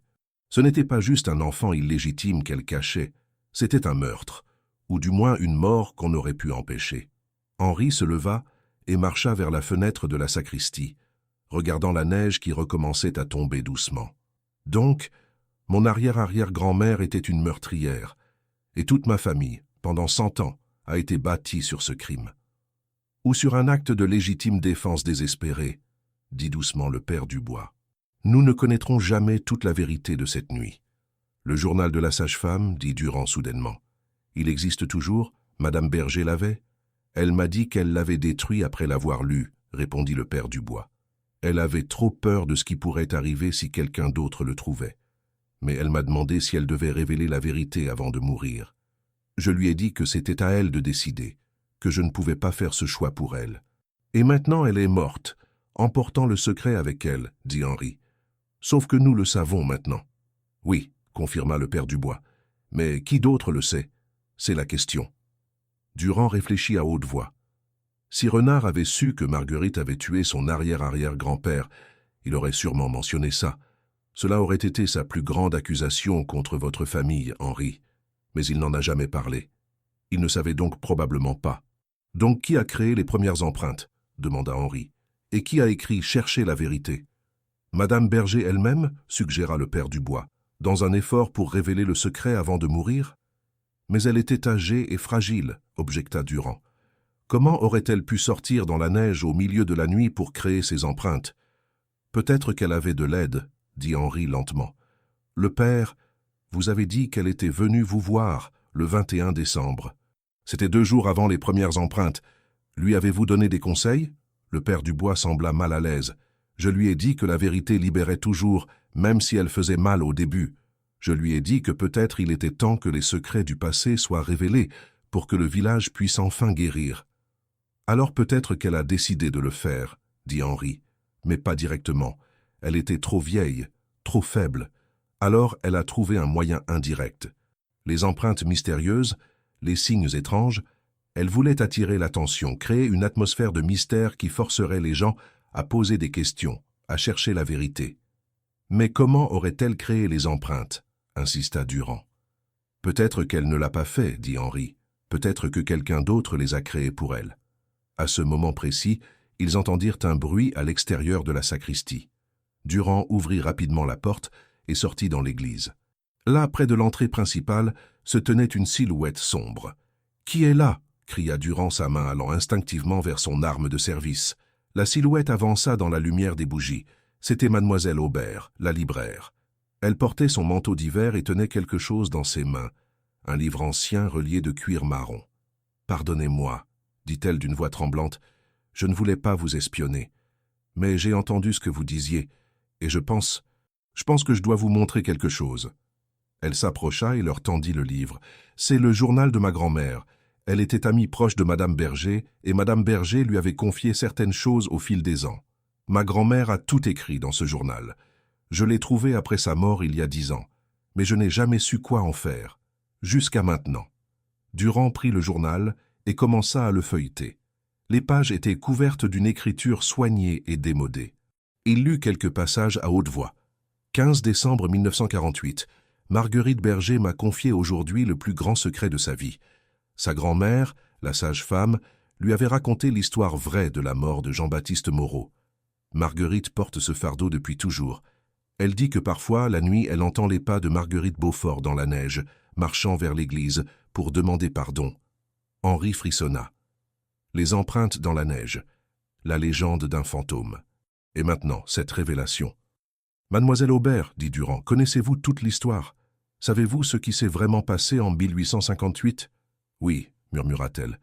Ma grand-mère me l'a raconté avant de mourir. Marguerite Beaufort a tué Jean-Baptiste, même si c'était probablement en légitime défense. Et toutes ces années, les descendants des deux familles ont gardé ce secret. Les empreintes, dit soudainement Henri. C'était vous? Vous avez créé les premières empreintes? Mademoiselle Aubert hocha la tête, les larmes coulant sur ses joues. Madame Berger est venue me voir quelques jours avant sa mort. Elle m'a dit qu'elle n'avait plus beaucoup de temps, qu'elle sentait son cœur faiblir. Elle voulait que la vérité soit révélée avant qu'il ne soit trop tard, mais elle ne savait pas comment. Alors nous avons élaboré un plan ensemble. Je créerais des signes mystérieux qui attireraient l'attention. Et puis quand le moment serait venu, elle révélerait le secret. « Comment avez-vous créé les empreintes ?» demanda Durand, fasciné malgré lui. « C'était simple, vraiment. J'ai utilisé des échasses, pas très hautes, juste assez pour élever mes pieds au-dessus de la neige. J'ai attaché de vieilles chaussures au bout. Je pouvais marcher avec elles, créant des empreintes qui semblaient flotter au-dessus de mes propres pas. Puis je retournais en marchant à reculons, couvrant mes vraies traces avec un balai. Dans la neige fraîche, avec un peu de pratique, c'était presque invisible. Et le message? Chercher la vérité? C'était l'idée de Madame Berger. Elle voulait que les gens commencent à poser des questions, à fouiller dans le passé. Elle pensait que si assez de mystères étaient créés, la vérité finirait par émerger naturellement. Mais vous ne saviez pas que Georges Renard était aussi impliqué, dit Henri. Vous ne saviez pas qu'il créait ses propres mystères pour ses propres raisons. Non, admit mademoiselle Aubert. Quand j'ai entendu parler des cloches sonnant toutes seules et des autres empreintes, j'ai été aussi surprise que tout le monde. Je pensais que peut-être nos actions avaient déclenché quelque chose de vraiment surnaturel. Puis, quand j'ai appris ce soir que c'était Renard, j'ai compris que nous avions involontairement créé quelque chose de bien plus grand que prévu. Deux personnes, agissant indépendamment pour des raisons différentes, avaient créé ensemble une illusion de phénomène surnaturel. Mais maintenant que toute la vérité était révélée, le mensonge de Marguerite, l'enfant illégitime et même le possible meurtre, que ferait Henri de ces informations? Le groupe resta dans l'église jusqu'aux premières lueurs de l'aube, parlant, réfléchissant, essayant de donner un sens à tout ce qui s'était passé. Dehors, la neige continuait à tomber doucement, créant un monde blanc et pur qui semblait en contradiction avec les révélations sombres de la nuit. La question maintenant, dit finalement Durand, est de savoir ce que nous faisons de toutes ces informations. Mademoiselle Aubert, demanda Henri, êtes-vous la seule personne vivante à part nous qui connaît toute l'histoire? Je pense que oui. Ma grand-mère est morte, Madame Berger est morte. Les autres qui auraient pu savoir, Madame Petit connaissait une partie de l'histoire, mais pas le meurtre. Elle ne savait que l'enfant illégitime. Henri se tourna vers le père Dubois. « Mon père, quelle est votre opinion? Devrions-nous révéler publiquement ce qui s'est passé il y a 100 ans ?» Le vieux prêtre réfléchit longuement. « Henri, je vais vous dire ce que j'ai dit à Madame Berger. La vérité libère, mais elle peut aussi blesser. Vous devez peser le coût de la révélation contre le coût du silence. » « Qui serait blessé si la vérité sortait ?» demanda Henri, plus pour lui-même que pour les autres. « Ma famille, certainement. Ma réputation en tant que mère serait ternie. Mes enfants et petits-enfants porteraient le fardeau de savoir que leur ancêtre était peut-être une meurtrière. Mais d'un autre côté, dit Durand, le secret a déjà causé tant de douleur. La famille de Jean-Baptiste a souffert pendant des générations, croyant qu'il était mort désespéré et seul, sans jamais comprendre pourquoi. Georges Renard a été tellement consumé par le besoin de vengeance qu'il a terrorisé tout un village. Madame Berger est morte en portant ce fardeau. Combien de souffrances supplémentaires le silence causera-t-il? Henri se leva et marcha lentement vers l'autel. Il regarda le crucifix qui y était suspendu, cherchant peut-être une guidance divine. Il y a une autre considération, dit-il finalement, la justice. Si Marguerite a vraiment tué Jean-Baptiste, même en légitime défense, ne mérite-t-il pas que la vérité soit connue?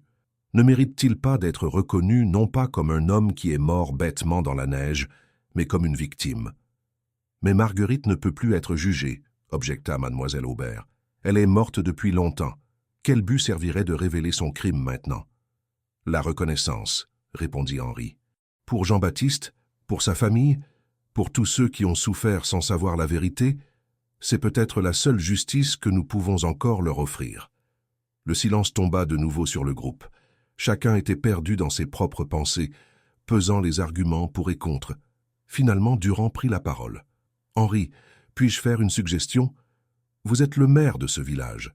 C'est votre famille, votre héritage. La décision doit être vôtre. Mais quelle que soit votre décision, je vous soutiendrai. Si vous décidez de garder le secret, je classerai cette affaire comme résolue. Renard sera accusé de trouble à l'ordre public et de harcèlement, et nous n'en parlerons plus jamais. Si vous décidez de révéler la vérité, je vous aiderai à le faire de la manière la plus digne possible. » Henri apprécia le geste. Il regarda les trois personnes devant lui, le brigadier Durand, le père Dubois, mademoiselle Aubert, et sut qu'il pouvait leur faire confiance. « Je dois parler à ma femme, dit-il. Elle mérite de savoir avant que je prenne une décision. Pouvons-nous nous retrouver cet après-midi » Tous acquiescèrent. Ils sortirent de l'église dans le matin de Noël. Le village commençait à s'éveiller. Des fumées sortaient des cheminées. Des enfants sortaient déjà pour jouer dans la neige fraîche. C'était censé être un jour de joie et de célébration, mais pour Henri, c'était un jour de décision difficile. Il rentra chez lui et trouva Marcel dans la cuisine, préparant le petit déjeuner de Noël. Elle leva les yeux quand il entra, lisant immédiatement la tension sur son visage. « Qu'est-ce qui s'est passé ?» demanda-t-elle. « Tu n'es pas rentré de la nuit. » Henri s'assit à la table de cuisine et commença à raconter. Il lui dit tout, l'histoire complète de Marguerite et Jean-Baptiste, l'enfant illégitime, et finalement la révélation que Marguerite avait peut-être tué Jean-Baptiste. Il lui parla de Renard et de sa quête de vengeance, de mademoiselle Aubert et de madame Berger tentant de révéler le secret, de tous les mystères qui s'étaient entremêlés pour créer les événements extraordinaires des derniers jours. Marcel écouta en silence, son visage passant par diverses émotions, surprise, choc, tristesse et finalement compréhension. « Mon pauvre Henri, dit-elle quand il eut terminé, quel fardeau tu portes maintenant ?»« Que devrais-je faire ?» demanda-t-il, cherchant ses conseils comme il l'avait toujours fait pendant leurs 30 ans de mariage. Marcel réfléchit longuement. « Tu sais, dit-elle finalement, quand nous nous sommes mariés, mon père n'était pas content. Il pensait que tu n'étais pas assez bien pour moi, que ta famille avait des origines douteuses, mais je t'ai épousé quand même parce que je t'aimais, pas ta famille ou ton nom. Et maintenant, après toutes ces années, je t'aime toujours, pas parce que tu es le maire ou parce que tu descends d'une longue lignée de Beaufort respectés, je t'aime parce que tu es un homme bon et honnête. »« Merci, » murmura Henri, touché par ces paroles. « Donc, voici ma question pour toi, » continua Marcel. « Si tu révèles cette vérité, le feras-tu parce que c'est la bonne chose à faire, ou parce que tu as peur de ce qui arrivera si tu ne le fais pas? Si tu gardes le secret, le feras-tu pour protéger les innocents ou pour protéger ta propre réputation ?» Henri réfléchit profondément à ces questions. « Je pense, dit-il lentement, que je veux révéler la vérité, pas pour détruire ma famille ou ma réputation, mais parce que Jean-Baptiste Moreau mérite d'être reconnu. Sa famille mérite de savoir ce qui s'est vraiment passé, et notre village mérite de connaître sa véritable histoire, aussi sombre soit-elle. Alors c'est ce que tu dois faire, dit simplement Marcel, et je serai à tes côtés, quelles que soient les conséquences. » Cet après-midi-là, Henri convoqua une réunion extraordinaire du conseil municipal. Tous les conseillers étaient présents, ainsi que le père Dubois, le brigadier Durand, mademoiselle Aubert, et même Georges Renard, qui fut temporairement libéré de la cellule de détention pour assister à la réunion. Henri se leva devant l'assemblée et commença à parler. Il raconta toute l'histoire depuis le début, les événements de 1858, les fiançailles rompues, l'enfant illégitime, la mort de Jean-Baptiste. Et finalement, la révélation que Marguerite Beaufort avait probablement tué Jean-Baptiste Moreau en légitime défense, puis l'avait laissé mourir dans la neige. Le silence qui suivit son récit était assourdissant. Certains conseillers semblaient choqués, d'autres confus, d'autres encore semblaient compatissants. « Pourquoi nous dire tout ça maintenant ?» demanda finalement l'un des conseillers. « Pourquoi révéler un secret vieux de 100 ans ?»« Parce que les secrets ont du pouvoir, » répondit Henri. « Tant qu'ils restent cachés, ils peuvent contrôler nos vies, empoisonner nos relations, créer de la souffrance. La famille de Jean-Baptiste a souffert pendant des générations, ne sachant jamais la vérité. Georges Renard, ici présent, a été tellement obsédé par la recherche de la vérité qu'il a commis des actes désespérés. Madame Berger est morte en portant ce fardeau. Combien de souffrances supplémentaires devons-nous endurer avant que la vérité soit enfin libérée? Mais quelle différence cela fait-il maintenant? Demanda un autre conseiller. Marguerite et Jean-Baptiste sont morts depuis longtemps. Nous ne pouvons pas changer le passé. Non, admit Henri. Mais nous pouvons honorer la mémoire de Jean-Baptiste. Nous pouvons reconnaître l'injustice qui lui a été faite. Et nous pouvons nous assurer que les générations futures connaissent la véritable histoire de notre village, avec tous ses aspects sombres et lumineux. Il se tourna vers Renard. « Georges, je suis désolé pour ce qui est arrivé à votre arrière-arrière-grand-père. Il méritait mieux que ce qu'il a reçu. Marguerite a fait un choix terrible, motivé par la peur et le désespoir. Ce choix a eu des conséquences qui ont résonné à travers les générations. Je ne peux pas défaire ce qui a été fait, mais je peux au moins m'assurer que Jean-Baptiste soit reconnu et honoré. » Renard, qui avait écouté tout le récit avec une expression difficile à lire, se leva lentement. « Monsieur le maire, dit-il d'une voix enrouée, pendant des mois j'ai voulu vous détruire. Je voulais que vous et votre famille payiez pour ce que Marguerite avait fait. Mais maintenant, en entendant toute l'histoire, je réalise que vous êtes aussi une victime de ce secret. Vous avez vécu toute votre vie sans savoir la vérité sur vos origines. Et maintenant que vous la connaissez, vous choisissez l'honneur plutôt que la dissimulation. Je respecte ça. Merci, Georges, dit Henri sincèrement. J'espère que nous pourrons tous les deux trouver la paix avec cette histoire. Le conseil vota pour créer un mémorial à Jean-Baptiste Moreau dans le cimetière du village, à côté de celui de Marguerite Beaufort. Il y aurait aussi une plaque commémorative dans l'église, racontant l'histoire vraie de ce qui s'était passé en 1858. Quant à Georges Renard, le conseil recommanda la clémence. Oui, il avait terrorisé le village avec ses mystères élaborés, mais il l'avait fait par amour pour sa famille et par désir de justice. Le brigadier Durand accepta de réduire les charges contre lui à une simple infraction d'ordre public, avec une amende et des travaux d'intérêt général. Henri avait choisi la vérité plutôt que le mensonge, l'honneur plutôt que la protection de sa réputation. Mais comment le village réagirait-il à ces révélations? Et la famille de Henri pourrait-elle survivre au scandale? Les jours suivants, Noël furent une période étrange pour Valmont. La nouvelle de ce qui s'était vraiment passé un siècle auparavant se répandit rapidement, alimentant les conversations dans les boutiques, les cafés et les foyers. Comme Henri l'avait craint, certains villageois étaient scandalisés. Comment leur maire respecté pouvait-il descendre d'une lignée fondée sur un mensonge et peut-être même un meurtre? D'autres, cependant, étaient plus compréhensifs. Ils admiraient le courage d'Henri de révéler la vérité plutôt que de continuer la dissimulation. Le 28 décembre, le jour de l'Innocent, une cérémonie spéciale eut lieu dans le cimetière du village. Henri, accompagné de Marcel, du père Dubois, du brigadier Durand, de Georges Renard et de nombreux villageois, se tenait devant un nouveau monument en pierre. Le monument portait une inscription simple mais puissante. À la mémoire de Jean-Baptiste Moreau, 1823-1858, venu à Valmont cherchant l'amour et la vérité. Décédé dans des circonstances tragiques, que son histoire nous rappelle que les secrets ont un coût et que la vérité, bien que douloureuse, apporte finalement la paix, repose en paix, enfin reconnue. Le père Dubois conduisit une bénédiction et plusieurs personnes déposèrent des fleurs sur le monument. Henri remarqua que Georges Renard pleurait silencieusement, touchant la pierre avec révérence. C'était la première fois que son arrière-arrière-grand-père recevait une reconnaissance publique, la première fois que sa mort était honorée. Après la cérémonie, Henri et Georges marchèrent ensemble à travers le cimetière enneigé. « Qu'allez-vous faire maintenant » demanda Henri. « Allez-vous rester à Valmont ?» Georges secoua la tête. « Je ne pense pas. J'ai causé trop de problèmes ici. Et maintenant que la vérité a été révélée, je n'ai plus de raison de rester.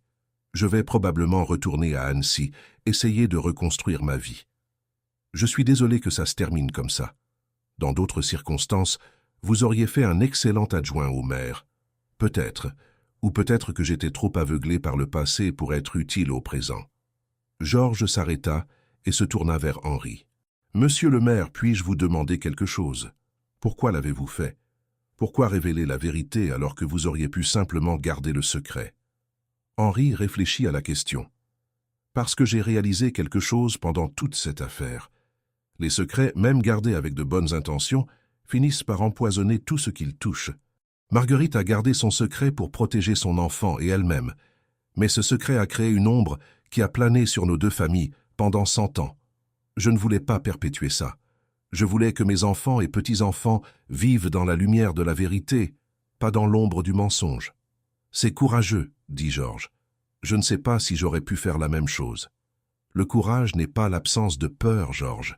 C'est faire ce qui est juste malgré la peur. » Ils se serrèrent la main, deux hommes que le destin avait placés de part et d'autre d'une vieille tragédie, mais qui avaient trouvé un terrain d'entente dans la recherche de la vérité. Les semaines suivantes apportèrent des changements à Valmont. Comme Henri l'avait craint, certains villageois appelèrent à sa démission. Une pétition fut même circulée, bien qu'elle n'ait recueilli que quelques signatures, mais la majorité des villageois le soutenaient. Ils appréciaient son honnêteté et son courage, et ils comprenaient qu'il n'était pas responsable des actions de son arrière-arrière-grand-mère. L'histoire attira l'attention à l'extérieur du village. Des journalistes vinrent de Chambéry et même de Lyon pour couvrir le mystère résolu de Valmont. Henri donna plusieurs interviews, toujours avec dignité et honnêteté, expliquant ce qui s'était passé et pourquoi il avait choisi de révéler la vérité. Un développement inattendu vint d'un historien de l'université de Grenoble. Après avoir lu les articles de journaux sur l'affaire, il contacta Henri et demanda la permission d'écrire un livre sur l'histoire de Valmont et les événements de 1858. Henri accepta, à condition que l'historien soit rigoureux et honnête dans ses recherches. Le livre, publié 2 ans plus tard, devint un succès modeste. Il racontait non seulement l'histoire de Marguerite et Jean-Baptiste, mais aussi examinait comment les secrets familiaux et les tragédies du passé pouvaient affecter les générations suivantes. Le livre transforma Valmont d'un village de montagne obscure en une sorte de destination touristique mineure. Des gens venaient voir l'église avec ses cloches mystérieuses, le cimetière avec le monument de Jean-Baptiste et rencontrer le maire qui avait eu le courage de révéler un secret vieux de 100 ans. Quant à Henri lui-même, il continua à servir comme maire de Valmont pendant encore 10 ans. Les élections suivant les révélations virent son soutien diminuer légèrement, mais il fut quand même réélu par une majorité confortable. Ses opposants avaient sous-estimé la capacité du village à pardonner et à apprécier l'honnêteté. Mademoiselle Aubert, qui avait initialement craint les conséquences de révéler son rôle dans la création des mystères, fut surprise de découvrir que la plupart des villageois la comprenaient et même l'admiraient. Elle avait agi par amitié pour Madame Berger et par désir de voir justice rendue. Sa librairie connut même un regain d'activité, les visiteurs achetant des livres sur l'histoire locale et les mystères non résolus. Le brigadier Durand devint un ami proche de Henri. Les deux hommes se rencontraient régulièrement pour dîner, discutant de tout, de la politique locale à la philosophie de la vérité et du mensonge. Durand admit que l'affaire de Valmont avait changé sa perspective sur son travail. « Avant, dit-il un soir alors qu'il partageait une bouteille de vin au presbytère avec le père Dubois, je pensais que mon travail était simple, attraper les criminels, résoudre les crimes, faire respecter la loi. Mais cette affaire m'a montré que la vérité est plus complexe. Marguerite était-elle une criminelle? Peut-être, techniquement. Mais était-elle une victime aussi? Absolument.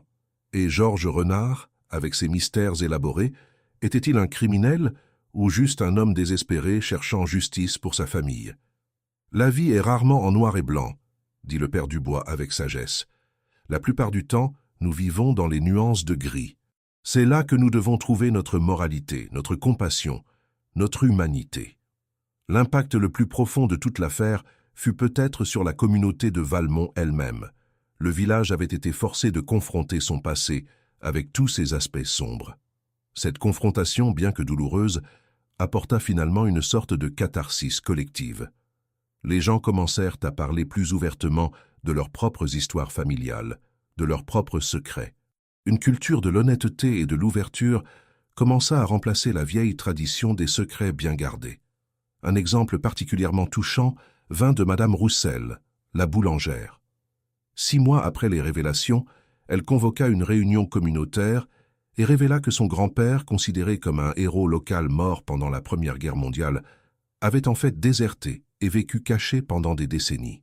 La famille avait gardé ce secret par honte, mais inspirée par le courage d'Henri, Madame Roussel décida qu'il était temps que la vérité soit connue. « Mon grand-père n'était pas un lâche », dit-elle à l'Assemblée. Il était un homme qui avait vu les horreurs de la guerre et qui avait fait un choix difficile pour survivre. Il mérite d'être reconnu pour qui il était vraiment, pas pour le mensonge que nous avons perpétué. D'autres suivirent son exemple. Le village commença lentement à démanteler les mythes et les mensonges qui avaient été construits au fil des générations. Ce n'était pas toujours facile ou confortable, mais c'était libérateur. 1 an après les événements de Noël 1958, le village organisa une cérémonie spéciale d'unité. Henri proposa que Valmont adopte une nouvelle devise, « La vérité libère ». La proposition fut adoptée à l'unanimité. Une plaque portant cette devise fut installée sur la façade de la mairie. Lors de la cérémonie, Henri prononça un discours qui résumait tout ce qu'il avait appris. « Mes amis, mes voisins, mes concitoyens, il y a 1 an, notre village a vécu des événements extraordinaires, des mystères qui semblaient surnaturels, des révélations qui ont secoué nos fondations, des vérités qui ont été douloureuses à entendre et à accepter. Mais à travers tout cela, nous avons appris quelque chose de précieux. Nous avons appris que les secrets, aussi bien intentionnés soient-ils, finissent par nous emprisonner. Nous avons appris que la vérité, bien que douloureuse à court terme, apporte la liberté et la paix à long terme. Et nous avons appris que nous sommes plus forts ensemble, unis dans l'honnêteté que divisés par les mensonges. Il y a 100 ans, une tragédie s'est produite dans notre village. 2 personnes ont fait des choix difficiles dans des circonstances terribles. Ces choix ont eu des conséquences qui ont résonné à travers les générations. Mais maintenant, enfin, nous pouvons honorer les 2. Marguerite Beaufort qui a lutté pour survivre dans un monde impitoyable et Jean-Baptiste Moreau qui est mort en cherchant la vérité et l'amour. Leurs histoires font partie de notre histoire collective et nous ne devons pas avoir honte de notre passé, aussi imparfait soit-il. Alors que nous avançons dans l'avenir, portons avec nous les leçons que nous avons apprises. Choisissons l'honnêteté plutôt que la dissimulation. Choisissons la compassion plutôt que le jugement. Et choisissons la vérité. Toujours la vérité, car elle seule peut vraiment nous libérer. Les applaudissements qui suivirent son discours furent chaleureux et sincères. Le village avait traversé une épreuve et en était sorti plus fort, plus uni et plus honnête. 1 an après les mystérieux événements de Noël, Valmont avait trouvé la paix et la réconciliation. Les empreintes dans la neige avaient disparu depuis longtemps, mais les leçons qu'elles avaient enseignées resteraient pour toujours. Les années passèrent, et l'histoire des empreintes dans la neige devint une partie du folklore de Valmont. Les enfants qui étaient jeunes en 1958 grandirent et eurent leurs propres enfants, à qui ils racontèrent l'histoire de ce Noël extraordinaire où le passé et le présent s'étaient entremêlés de façon mystérieuse. Henri Beaufort continua à servir comme maire jusqu'en 1968, quand il prit finalement sa retraite à l'âge de 65 ans. Son successeur fut élu non pas à cause de son nom de famille ou de son héritage, mais à cause de ses idées et de son intégrité, exactement comme Henri l'avait espéré. Les jours où le nom Beaufort garantissait automatiquement le respect et le pouvoir étaient révolus, remplacés par une méritocratie plus juste. Pendant sa retraite, Henri écrivit ses mémoires, documentant non seulement les événements de 1958, mais aussi sa réflexion sur le leadership, la vérité et la responsabilité morale. Le livre intitulé « Les empreintes dans la neige, mémoire d'un maire » fut publié localement et devint une lecture populaire dans les écoles de la région. Georges Renard, comme il l'avait dit, quitta Valmont et retourna à Annecy. Mais curieusement, il ne rompit pas tous les liens avec le village. Chaque année, au moment de l'anniversaire de la mort de Jean-Baptiste, il revenait pour déposer des fleurs sur le monument. Avec le temps, il développa une amitié distante mais respectueuse avec Henri. Ils s'écrivaient occasionnellement, partageant des réflexions sur le passé et l'avenir. Dans une de ses lettres, écrite en 1965, Georges confia à Henri « Pendant longtemps, j'ai cru que révéler la vérité sur ce qui était arrivé à Jean-Baptiste apporterait justice et clôture, et d'une certaine manière, ça l'a fait. Mais ce que je n'avais pas anticipé, c'est que la vérité apporterait aussi le pardon. Pas seulement de votre part, mais de la mienne. J'ai pardonné à Marguerite pour ce qu'elle a fait dans un moment de peur et de désespoir. J'ai pardonné à Jean-Baptiste pour son obstination qui l'a mené dans la neige cette nuit fatidique. Et j'ai pardonné à moi-même pour mon obsession qui a causé tant de problèmes. Le pardon, j'ai découvert, est la vraie libération que la vérité apporte. » Mademoiselle Aubert, la libraire qui avait aidé à créer les premiers mystères, devint une sorte de gardienne non officielle de l'histoire. Elle organisa des visites guidées du village pour les touristes intéressés, racontant l'histoire avec précision et sensibilité. Sa librairie se spécialisa dans les livres d'histoire locale et elle devint une experte respectée sur l'histoire de Valmont et de la région environnante. Le père Dubois continua à servir la paroisse jusqu'à sa mort en 1970, à l'âge de 82 ans. Dans son testament, il laissa une lettre à lire à ses funérailles. Dans cette lettre, il réfléchissait sur les événements de 1958. « Toute ma vie, j'ai prêché sur la vérité, le pardon et la rédemption. Mais c'est seulement en 1958, lors de ce Noël extraordinaire, que j'ai vraiment compris le pouvoir de ces concepts. La vérité n'est pas toujours confortable. Elle peut être douloureuse, dérangeante, destructrice même. Mais elle est aussi nécessaire. Sans vérité, il ne peut y avoir de vrai pardon. Sans pardon, il ne peut y avoir de vraie rédemption. Ces trois choses forment un cercle sacré qui nous libère du passé et nous permet d'embrasser l'avenir. » Le brigadier Durand, qui avait été si instrumental dans la résolution des mystères, fut promu au rang d'inspecteur en 1960. Il continua à se référer à l'affaire de Valmont comme la plus importante de sa carrière, non pas à cause de sa complexité ou de sa portée, mais à cause de ce qu'elle lui avait appris sur la nature humaine et la complexité morale. Dans une interview donnée à un journal de police en 1963, il dit « Nous, dans la police, avons tendance à voir le monde en termes de coupables et d'innocents, de criminels et de victimes. Mais l'affaire de Valmont m'a montré que la réalité est rarement si simple. » Marguerite Beaufort était-elle une criminelle? Techniquement peut-être, mais elle était aussi une victime des circonstances, une jeune femme terrifiée essayant de survivre dans un monde impitoyable. Jean-Baptiste Moreau était-il une victime? Certainement, mais il avait aussi fait des choix qui l'avaient mené à sa fin tragique. Et Georges Renard, qui avait créé tant de problèmes avec ses mystères élaborés, était-il un criminel ou simplement un homme blessé cherchant justice? La réponse, j'ai appris, est que les gens sont rarement une chose ou l'autre. Nous sommes tous complexes, tous capables de bien et de mal, tous luttant pour faire de notre mieux dans des circonstances difficiles. Le village lui-même prospéra dans les années suivant les révélations.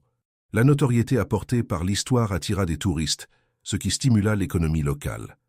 Mais plus important encore, la culture d'honnêteté et d'ouverture que les événements avaient inspirée créa une communauté plus saine et plus unie. En 1968, un journaliste d'un grand journal parisien visita Valmont pour écrire un article de suivi 10 ans après les événements. Il interviewa de nombreux villageois et fut frappé par combien ils parlaient ouvertement et sans honte de leur passé. « Ce qui est remarquable à propos de Valmont, écrivit-il dans son article, n'est pas tant les événements mystérieux qui s'y sont produits il y a 10 ans, mais comment le village a réagi à ces événements. Au lieu de se retrancher dans le déni ou la défensive, ils ont choisi l'honnêteté brutale. Au lieu de chercher des boucs émissaires, ils ont cherché la compréhension. Et au lieu de perpétuer les divisions, ils ont trouvé l'unité. Valmont est un modèle de ce qu'une communauté peut accomplir quand elle choisit la vérité plutôt que le confort du mensonge. » L'article attira encore plus d'attention et bientôt Valmont devint un cas d'étude en sociologie et en psychologie communautaire.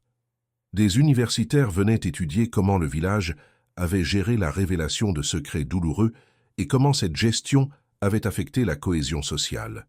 Une étude particulièrement intéressante, publiée en 1972, examina les taux de conflits communautaires, de dépression et de satisfaction de vie à Valmont avant et après 1958. Les résultats furent frappants.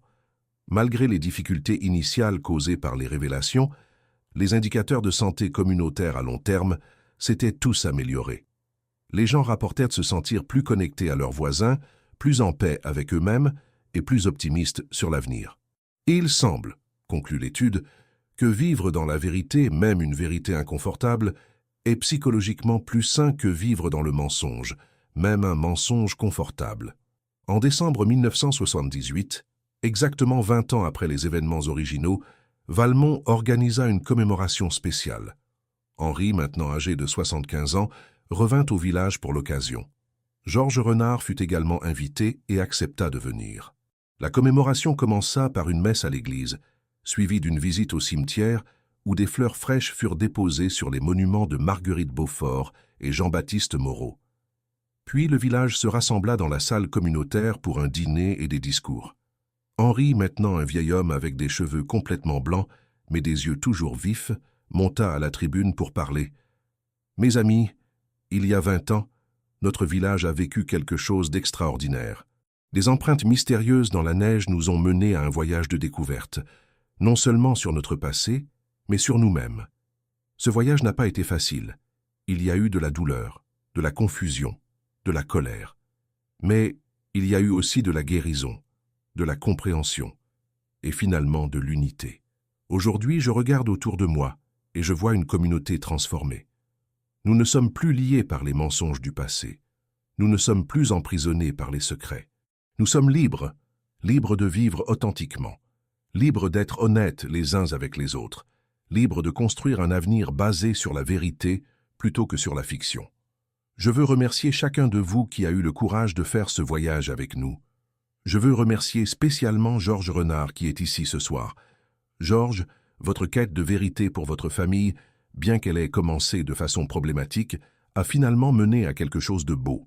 Sans vous, nous serions peut-être encore emprisonnés dans nos mensonges. Merci. Georges se leva et serra la main d'Henri sous les applaudissements chaleureux de la foule. Les deux hommes, qui avaient été ennemis 20 ans auparavant, étaient maintenant des amis réunis par une histoire partagée et une compréhension mutuelle. Après le dîner, alors que la soirée touchait à sa fin, Henri et Georges marchèrent ensemble dans les rues enneigées de Valmont. C'était une nuit claire, avec des étoiles brillant intensément dans le ciel d'hiver. Ils s'arrêtèrent sur la place de l'église, là où les premières empreintes mystérieuses avaient été découvertes 2 décennies auparavant. « Tu te souviens de cette matinée ?» demanda Georges. « Quand Henri Beaufort, je veux dire ton prédécesseur, a trouvé les premières empreintes ?» Henri sourit. « Comme si c'était hier. J'étais terrifié, confus, ne sachant pas ce qui se passait. Je pensais que c'était peut-être un miracle, peut-être quelque chose de surnaturel. Et maintenant je sais que c'était quelque chose de bien plus puissant qu'un miracle. C'était la vérité qui cherchait à émerger. Pendant 100 ans, elle avait été enterrée, supprimée, niée. Mais la vérité a une façon de se révéler, n'est-ce pas? Elle trouve toujours un chemin. Comme des empreintes dans la neige, dit Georges doucement. Claires, indéniables, impossibles à ignorer. Ils restèrent debout en silence pendant un moment, regardant la place où tout avait commencé. Puis Georges demanda « As-tu des regrets? Souhaites-tu parfois avoir simplement gardé le secret ?» Henri réfléchit longuement avant de répondre. Parfois, dans les moments les plus difficiles, juste après les révélations, oui, j'ai souhaité pouvoir revenir en arrière, garder tout enterré. Mais maintenant? Non. Aucun regret. Se révéler la vérité était la chose la plus difficile que j'ai jamais faite, mais aussi la plus libératrice. Et regarder comment le village a guéri et grandi. Non, je ne changerai rien. Moi non plus, admit Georges. Même si mes méthodes étaient mauvaises, le résultat final a été bon. Jean-Baptiste a finalement reçu justice et reconnaissance. Marguerite a été comprise dans toute sa complexité, et nos 2 familles ont trouvé la paix. Ils retournèrent lentement vers la salle communautaire où la célébration continuait. En chemin, ils passèrent devant la mairie avec sa plaque portant la devise du village. « La vérité libère ». « Tu sais, dit Georges en s'arrêtant devant la plaque, Quand j'étais jeune, je pensais que la justice signifiait punition, que pour venger Jean-Baptiste, il fallait punir les descendants de Marguerite. Mais j'ai appris que la vraie justice n'est pas la vengeance. C'est la reconnaissance, la compréhension et finalement le pardon. C'est une leçon que nous avons tous apprise, dit Henri, et c'est une leçon que, j'espère, Valmont continuera à enseigner aux générations futures. 20 ans après les mystérieux événements, Valmont était devenu un symbole de comment une communauté peut guérir en confrontant son passé, plutôt qu'en le cachant. Les empreintes dans la neige avaient disparu depuis longtemps, mais leur impact resterait pour toujours. Les années continuèrent à passer, et l'histoire des empreintes dans la neige de Valmont devint une légende vivante, racontée et retombée de génération en génération.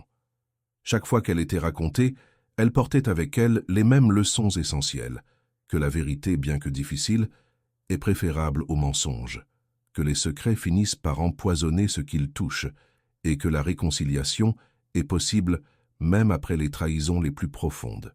Henri Beaufort mourut paisiblement dans son sommeil en 1985, à l'âge de 82 ans. Ses funérailles furent les plus grandes que Valmont ait jamais vues.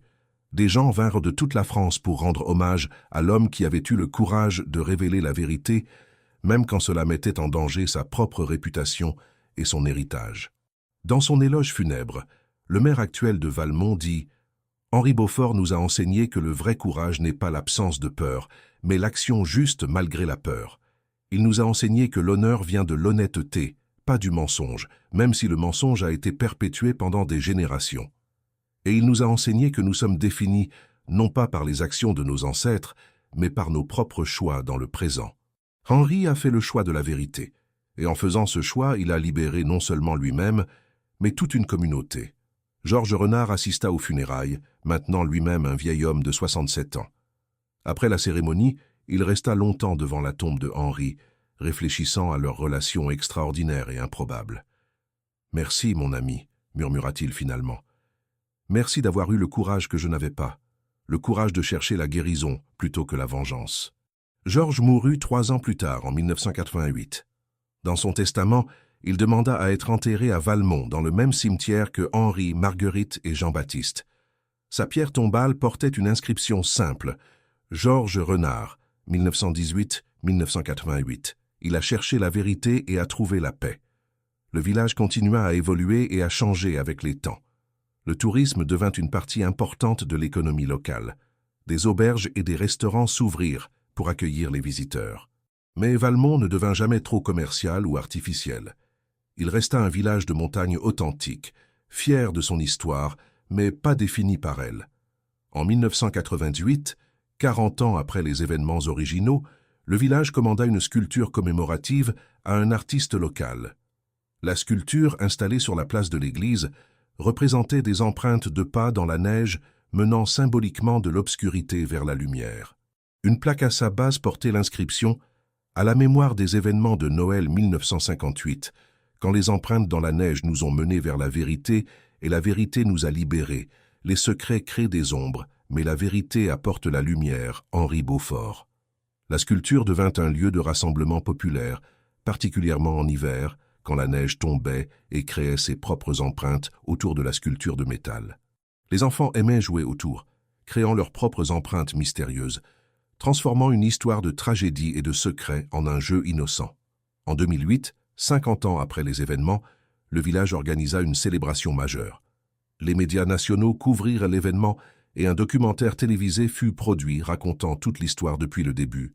Le documentaire interviewa plusieurs personnes qui avaient vécu les événements, des villageois qui étaient enfants en 1958 et se souvenaient de l'excitation et de la peur de cette période, des historiens qui avaient étudié le cas et même des descendants de Henri et Georges qui parlèrent de comment l'héritage de leurs ancêtres avait continué 0031 affecté leur propre vie.